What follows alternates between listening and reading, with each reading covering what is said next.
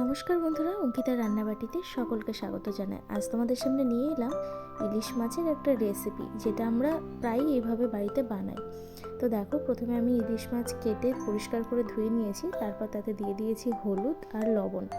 এরপর আমি দিয়ে দিলাম একসাথে বেটে রাখা পোস্ত, কালো সর্ষে, সাদা সর্ষে আর কাঁচা লঙ্কা।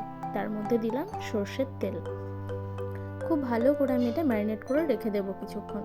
এরপর কড়াই গরম হলে আমি কড়াইতে দিয়ে দিচ্ছি সর্ষের তেল।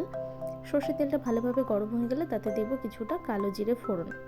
কালো জিরে ফোড়নটা দেখো হয়ে এসেছে। এবার দিয়ে দিলাম মাখিয়ে রাখা মাছগুলো।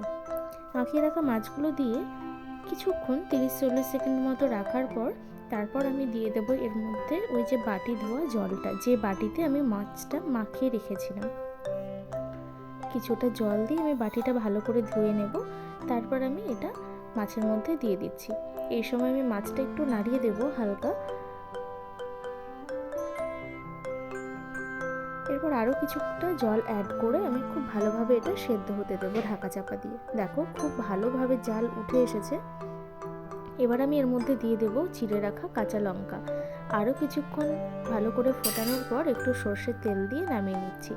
দেখো কত সুন্দর দেখতে হয়েছে না? ভিডিওটা ভালো লাগলে অবশ্যই লাইক করুন।